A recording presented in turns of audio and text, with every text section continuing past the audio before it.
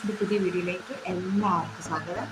അപ്പോൾ ഇന്ന് നമ്മൾ ഡിസ്കസ് ചെയ്യാൻ പോകുന്നത് ഇപ്പോൾ വീട് പുതുതായിട്ട് പണിതവരോ അല്ലെങ്കിൽ ഇനിയിപ്പോൾ ഓൾറെഡി ഉള്ള വീട്ടിൽ എന്താ പറയുക എന്ത് കളർ പെയിൻ്റ് അടിക്കണം എന്നറിയാതെ വിഷമിച്ചിരിക്കുന്നവർക്ക് വേണ്ടിയിട്ടുള്ളൊരു ടോപ്പിക് കൊണ്ടാണ് കേട്ടോ. അപ്പോൾ ചിലർ വിചാരിക്കുന്നുണ്ട് അതിനിപ്പോൾ മഴക്കാലമാണ്, മഴയൊക്കെ കഴിഞ്ഞ് കഴിഞ്ഞ് ഫുള്ള് പൂക്കലും പായലൊക്കെ പിടിച്ച് വീടാകെ വൃത്തികേടായി കിടക്കുന്നുണ്ടാവും. അപ്പോൾ അത് കഴിയുമ്പോൾ ആരെങ്കിലും പെയിൻ്റ് അടിക്കണമെന്നൊക്കെ ആഗ്രഹിക്കുന്നുണ്ടെന്നുണ്ടെങ്കിൽ അങ്ങനെയുള്ളവർക്ക് കൂടെ ഉപകാരപ്രദമായിട്ടുള്ളൊരു വീഡിയോ കൊണ്ടാണ് ഞാൻ വന്നിട്ടുള്ളത്. അപ്പോൾ എങ്ങനെ കളേഴ്സ് സെലക്ട് ചെയ്യാം, നമ്മളിപ്പോൾ നമ്മൾ വീടിന് പെയിൻ്റ് അടിക്കുക എന്ന് പറയുമ്പോൾ അതിന് പെയിൻറ്റിൻ്റെ കളർ സെലക്ട് ചെയ്യുന്നത് ഏറ്റവും ചലഞ്ചിങ് ആയിട്ടുള്ളൊരു കാര്യമാണ്. അപ്പോൾ കൃത്യമായ കളർ തിരഞ്ഞെടുത്തിട്ടില്ല എന്നുണ്ടെന്നുണ്ടെങ്കിൽ അടിച്ച് കഴിയുമ്പോൾ ഭയങ്കര ബോറായിരിക്കും. നമ്മൾ ഭംഗിക്കും കൂടെ വേണ്ടിയിട്ടാണല്ലോ ഈ പെയിൻ്റ് അടിക്കുന്നത്. അപ്പോൾ നമ്മൾ കളർ സെലക്ഷൻ എന്ന് പറയുന്നത് ഒരു വലിയ ചലഞ്ചിങ് ആയിട്ടുള്ളൊരു കാര്യമാണ്. അപ്പം നല്ല കളറ് എങ്ങനെ സെലക്ട് ചെയ്യാം, ഏതൊക്കെയാണ് നല്ല കളറ്, അതുപോലെ എക്സ്റ്റീരിയറിൽ മാത്രമല്ല ഇൻറ്റീരിയറിലും നമുക്ക് കളറ് അടിക്കാനുണ്ടാവും. ഇൻറ്റീരിയറിൽ ഓരോ റൂമിലും ചിലപ്പോൾ നമ്മൾ ഓരോ കളറുകളായിരിക്കും കൊടുക്കുന്നുണ്ടാവുക. ആ കളറൊക്കെ എങ്ങനെ കൊടുക്കണം, എവിടെ എപ്പോഴൊക്കെ കൊടുക്കണം എന്നുള്ളതൊന്നും ആർക്കും സാധാരണക്കാർക്ക് പ്രത്യേകിച്ച് വലിയ ധാരണയൊന്നും ഉണ്ടാവില്ല. അപ്പോൾ അങ്ങനെയുള്ളവർക്കും കൂടെ ഹെൽപ്ഫുള്ളായിരിക്കും ഈ വീഡിയോ. അപ്പോൾ നിങ്ങളുടെ അറിവിൽ അങ്ങനെ ആരെങ്കിലും ഉണ്ടെന്നുണ്ടെങ്കിൽ അവർക്ക് ഈ വീഡിയോ ഷെയർ ചെയ്ത് കൊടുക്കാം. ഓക്കെ, അപ്പം നിറങ്ങൾക്ക് ആർക്കിടെക്ചറിൽ ഞാൻ പതിവ് പോലെ എൻ്റെ എല്ലാ വീഡിയോസിലും പറയുന്ന പോലെ തന്നെ ആർക്കിടെക്ചറിൽ ചില സൈക്കോളജിക്കൽ സൈഡ് ഉണ്ട്, എസ്പെഷ്യലി നിറങ്ങൾക്ക്. അപ്പം ഇപ്പോൾ ചുവപ്പ് കളർ, അപ്പം നമ്മളൊരു ഡ്രൈവിൻ്റെ സമയത്ത് ഇങ്ങനെ പോകുന്ന സമയത്ത് നമുക്ക് വിശക്കുമ്പോൾ നമ്മൾ എന്തായിരിക്കും ഉണ്ടാവുക, റെസ്റ്റോറൻറ്റ്, ഹോട്ടൽ അങ്ങനെയുള്ള ബോർഡുകളൊക്കെ ആയിരിക്കും. അപ്പം അങ്ങനെയുള്ള ബോർഡുകൾ എപ്പോഴും നിങ്ങൾ ശ്രദ്ധിച്ച് കാണുമ്പോൾ റെഡ് കളറിലായിരിക്കും, റെഡിൽ വെള്ള എഴുത്തായിരിക്കും. ഈ റെസ്റ്റോറൻ്റ് ആയാലും ഹോട്ടലുകളായാലും എന്ത് കഫേ എന്ത് വേണമെങ്കിലും ആയിക്കോട്ടെ. അപ്പം അതിൻ്റെയൊക്കെ ആ റെഡ് കളറിൽ എന്തുകൊണ്ടാണ് ഇത് റെഡ് കളറിന് കൊടുത്തത്, വേണമെങ്കിൽ പച്ചയിലും നീലയിലും ഒക്കെ ആയിക്കോട്ടെ. അങ്ങനെ എന്താ നിങ്ങൾ എപ്പോഴെങ്കിലും ചിന്തിച്ചിട്ടുണ്ടോ? അപ്പം അങ്ങനെ കൊടുക്കുന്നതിൻ്റെ ഏറ്റവും വലിയ കാരണം റെഡ് കളറിന് നമ്മുടെ വിശപ്പുണർത്താനുള്ള കഴിവുണ്ടാവും. അപ്പോൾ ആരെങ്കിലും റെസ്റ്റോറൻറ്റ് കഫേ തുടങ്ങാൻ ഉദ്ദേശിക്കുന്നുണ്ടെന്നുണ്ടെങ്കിൽ റെഡ് കളറിന് കുറച്ചുകൂടെ ഇമ്പോർട്ടൻസ് കൊടുക്കുക.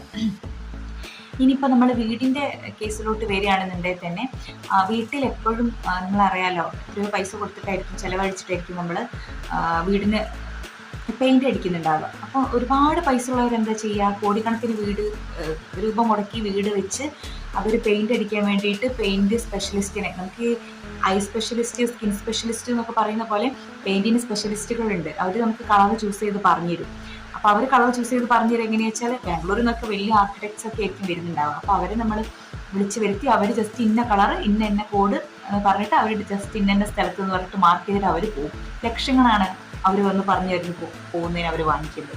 അത് അവരുടെ പ്രൊഫഷനാണ്, അത് അവരുടെ സാലറിയാണ്. നമുക്ക് അത്രയും ലക്ഷങ്ങൾ മുടക്കാൻ നമ്മുടെ കയ്യിലില്ല അല്ലേ.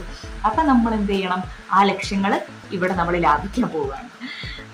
അപ്പം വീടുകളുടെ കേസിലേക്ക് വരുമ്പോഴത്തേക്കും പരമാവധി നമ്മൾ ലൈറ്റ് കളേഴ്സ് ചൂസ് ചെയ്യാൻ വേണ്ടിയിട്ട് ശ്രദ്ധിക്കുക. അപ്പം ഞാൻ ഇതിൻ്റെ മുൻപുള്ള വീഡിയോയിൽ ഞാൻ ഷെയർ ചെയ്തിട്ടുണ്ട്. ലൈറ്റ് കളറ് നമ്മൾ ചൂസ് ചെയ്യുന്ന സമയത്ത് നമുക്ക് ഒന്നുകൂടെ വിശാലത തോന്നിക്കും, എക്സ്റ്റീരിയർ ആയാലും ഇൻറ്റീരിയർ ആയാലും. പിന്നെ പെട്ടെന്ന് ബോറായിട്ട് ഫീൽ ചെയ്യില്ല.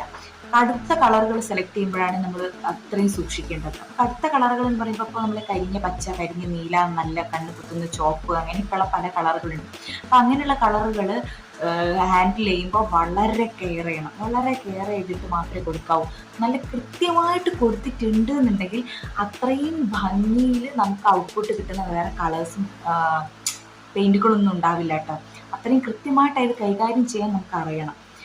ഇല്ലാന്നുണ്ടെന്നുണ്ടെങ്കിൽ കംപ്ലീറ്റ് ലൈറ്റ് കളേഴ്സ് കൊടുക്കുക. ഇപ്പം ലൈറ്റ് പിങ്ക്, ലൈറ്റ് ഇപ്പോൾ റെഡിൻ്റെ തന്നെ ലൈറ്റ് പറയുകയാണെങ്കിൽ ലൈറ്റ് വളരെ ലൈറ്റ് എല്ലാം വെള്ളയിൽ ഒരു തുള്ളി ചോപ്പ് ഒറ്റിച്ച് നമുക്ക് ലൈറ്റ് പിങ്ക് കളർ കിട്ടും, അതെടുക്കുക. അല്ലെങ്കിൽ വെള്ളയിൽ ഒരു തുള്ളി നീല ഒറ്റിച്ച് കഴിച്ചിട്ടെങ്കിലും നല്ല സ്കൈ ബ്ലൂ കളറിനേക്കാൾ ലൈറ്റായിട്ടുള്ളൊരു ഷെയ്ഡായിരിക്കും നമുക്ക് കിട്ടുന്നത്. അപ്പം അങ്ങനെയുള്ള ഷെയ്ഡ്സ്, ടിൻസൊക്കെ അതൊക്കെ ആർക്കിടെക്ചർ വേർഡാണ് ഷെയ്ഡ് ടിൻറ്റ് എന്നൊക്കെ പറയുമ്പോൾ.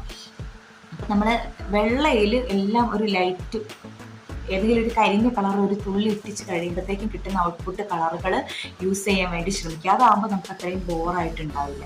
പിന്നെ ക്ലാഡിങ്ങുകളും കാര്യങ്ങളൊക്കെ ഉണ്ടെന്നുണ്ടെന്നുണ്ടെങ്കിൽ എക്സ്റ്റീരിയറിൽ ഉണ്ടെന്നുണ്ടെങ്കിൽ അതിനെ കോൺട്രാസ്റ്റ് ചെയ്യിച്ച് കാണുന്ന രീതിയിൽ ഉള്ള ഏതെങ്കിലും കളർ എടുക്കുക. എപ്പോഴും സേഫ് ആയിട്ടുള്ള കളർ വൈറ്റ് ആണ് കേട്ടോ. പിന്നെ അതുപോലെ ലൈറ്റ് ഗ്രേ കളറും എപ്പോഴും സേഫാണ്. അത് ഒരുപോലെ കണ്ടമാനം കൊടുക്കരുത്. ഗ്രേ ഒക്കെ അവിടെയൊക്കെ കൊടുക്കാൻ ഏറ്റവും സേഫ് ആയിട്ടുള്ള കളർ ഗ്രേ ആണ്. പിന്നെ അതുപോലെ ഈ റെഡ് കളർ, ഞാൻ ആദ്യം പറഞ്ഞ പോലെ തന്നെ റെഡ് കളർ ഒരു വിശപ്പ് ഉണർത്തുക മാത്രമല്ല, അത് നമുക്ക് ഒരുപാട് നേരം ഈ റെഡൊക്കെ ഇൻറ്റീരിയറിൽ ഒരുപാട് ഉപയോഗിച്ച് കഴിഞ്ഞിട്ടുണ്ടെന്നുണ്ടെങ്കിൽ നമുക്ക് ആ റൂമിൽ ഇരിക്കുന്ന സമയത്ത്, ഇപ്പോൾ ഈ റൂമിൽ ഫുള്ള് 4 ചുമരിലും റെഡ് ഒരുപാട് കൊടുത്ത് കഴിഞ്ഞിട്ടുണ്ടെന്നുണ്ടെങ്കിൽ എനിക്ക് ഈ റൂമിൽ ഒരുപാട് നേരം സ്പെൻഡ് ചെയ്യാൻ പറ്റില്ല. കുറേ നേരം കൂടെ ഇരുന്ന് കഴിഞ്ഞിട്ടുണ്ടെന്നുണ്ടെങ്കിൽ അസ്വസ്ഥത ഫീൽ ചെയ്യും.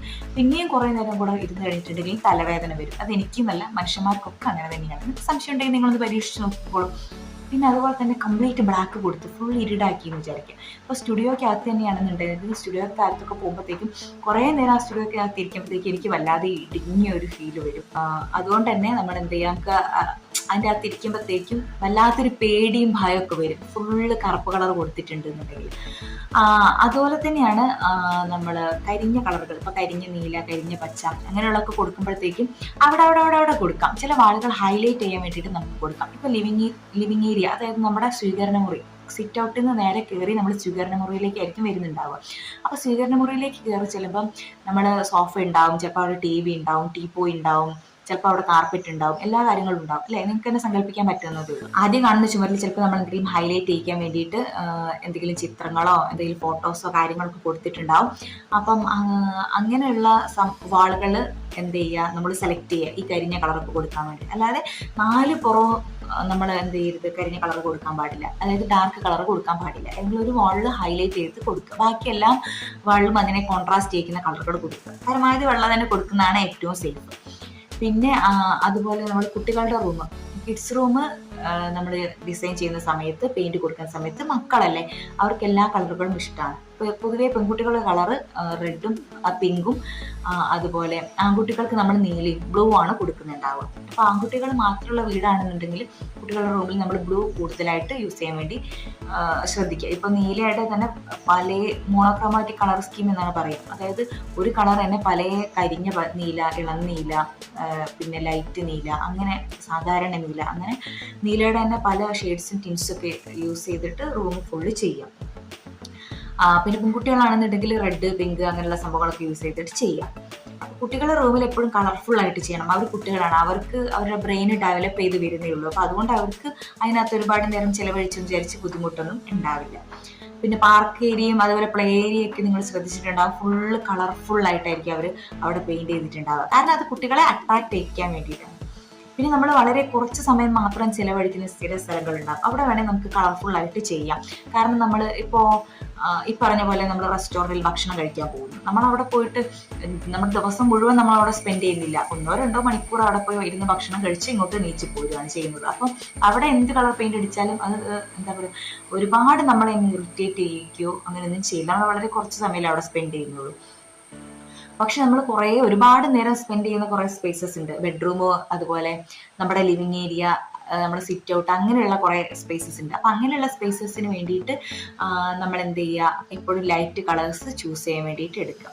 പിന്നെ ഞാൻ പറഞ്ഞിട്ടുണ്ട്, നമ്മുടെ റൂമിലെ ഫർണിച്ചർ, അതായത് ഫ്ലോർ ടൈല്, അങ്ങനെയുള്ള സംഭവങ്ങൾ ഏതൊക്കെയാണെന്നൊക്കെ ഉള്ളത് നോക്കിയിട്ട് അതിനോട് മാച്ച് ചെയ്യുന്ന കളർ എപ്പോഴും എടുക്കാൻ വേണ്ടിയിട്ട് ശ്രദ്ധിക്കുക.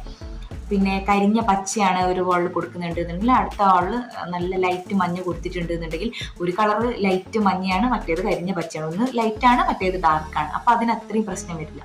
പിന്നെ അതിന് ബാലൻസ് ചെയ്യാൻ വേണ്ടി ബാക്കി 2 വാൾസിൽ വൈറ്റും കൂടെ കൊടുത്തിട്ടുണ്ടെന്നുണ്ടെങ്കിൽ കുഴപ്പമുണ്ടാവില്ല. അപ്പം അങ്ങനെയൊക്കെ നിങ്ങൾ ചിന്തിച്ചിട്ട് എപ്പോഴും കളേഴ്സ് സെലക്ട് ചെയ്യാൻ വേണ്ടി ശ്രദ്ധിക്കുക. ഈ പറഞ്ഞ പോലെ സ്പേസസ് ഡിസൈൻ ചെയ്യുന്ന സമയത്തും കളർ ചൂസ് ചെയ്യുമ്പോഴും നമുക്ക് ഈ പെയിന്റ് അടിക്കുന്നവരടുത്ത് അല്ലെങ്കിൽ പെയിന്റ് ചൂസ് ചെയ്യാൻ പോകുമ്പോഴത്തേക്കും നമുക്ക് ഒരു മിനിമം നോളജെങ്കിലും പെയിന്റിനെ കുറിച്ചിട്ട്, കളറിനെ കുറിച്ച് നമുക്ക് ഉണ്ടാവണം. അപ്പോൾ കളർ സെലക്ഷനെ കുറിച്ച് ഒരു മിനിമം നോളജെങ്കിലും നിങ്ങൾക്ക് കിട്ടിക്കാണും എന്ന് ഞാൻ വിചാരിക്കുന്നു. പിന്നെ കളറിനെ കുറിച്ച് പറയുകയാണെങ്കിൽ വേറെ ഒരുപാടുണ്ട്. കളർ സൈക്കോളജിയെ കുറിച്ച് പറയാൻ, അപ്പോൾ അതൊന്നും പറഞ്ഞാൽ തീരില്ല. അപ്പോൾ നീലയെക്കുറിച്ചൊക്കെ പറയുകയാണെങ്കിൽ കുറേ ഉണ്ട്. നീല എന്ന് പറഞ്ഞിട്ടുണ്ടെങ്കിൽ ഭയങ്കര വിശാലത തോന്നിക്കുന്ന കളറാണ്, നല്ല കൂൾ കളറാണ്. ഗ്രീൻ അതുപോലെ ഒരു കൂൾ കളറാണ്, റെഡ് അതുപോലെ ഒരു വാം കളറാണ്, പിന്നെ ഓറഞ്ച് വാം കളറാണ്, യെല്ലോ ഒരു വാം കളറാണ്, പിന്നെ അങ്ങനെ കുറേ കളർ, പർപ്പിളുകൾ, വയലറ്റ്, അതൊക്കെ വാം കളേഴ്സിൽ പെടും. വാം കളറും കൂൾ കളറൊക്കെ നമ്മൾ പണ്ട് 9ാം ക്ലാസ് പഠിച്ചിട്ടുണ്ട്. പ്രാഥമിക നിറങ്ങൾ, ദ്വിതീയ നിറങ്ങൾ, തൃതീയ നിറങ്ങൾ, ന്യൂട്ടന്റെ വർണ്ണചക്രം അല്ലെ. അപ്പം അതൊക്കെ തന്നെയാണ് പിന്നെ ഒന്നും കൂടെ എന്താ പറയുക, ഒരുപാട് വിശാലമായിട്ട് ആർക്കിടെക്ചറൽ സൈക്കോളജിക്കൽ സൈഡിൻ്റെ അകത്ത് വരുന്നത്. അപ്പോൾ അതൊന്നും കൂടെ ഡീപ്പായിട്ട് നിങ്ങൾക്ക് അറിയണമെന്നുണ്ടെന്നുണ്ടെങ്കിൽ ഞാൻ വേറൊരു വീഡിയോ ആയിട്ട് വീണ്ടും വരുന്നതായിരിക്കും. അപ്പോൾ നിങ്ങൾക്ക് പെയിൻറ്റ് സെലക്ട് ചെയ്യുമ്പോൾ കളേഴ്സിനെ കുറിച്ച് ഒരു നോർമൽ അവയർനെസ് കിട്ടിക്കാണെന്ന് വിചാരിക്കുന്നു. അപ്പോൾ ഇതുപോലെയുള്ള ടിപ്സിനും അതുപോലെ ആർട്ട് ക്രാഫ്റ്റ് വീഡിയോസിനും എൻ്റെ പേഴ്സണൽ വീഡിയോസിനും ട്രാവലോഗ്സ് കാര്യങ്ങൾക്കൊക്കെ വേണ്ടിയിട്ട് എൻ്റെ ചാനലിലേക്ക് വീണ്ടും വരിക. ഇഷ്ടപ്പെട്ടെന്നുണ്ടെന്നുണ്ടെങ്കിൽ വീണ്ടും വരിക, സബ്സ്ക്രൈബ് ചെയ്യുക. Okay, bye bye.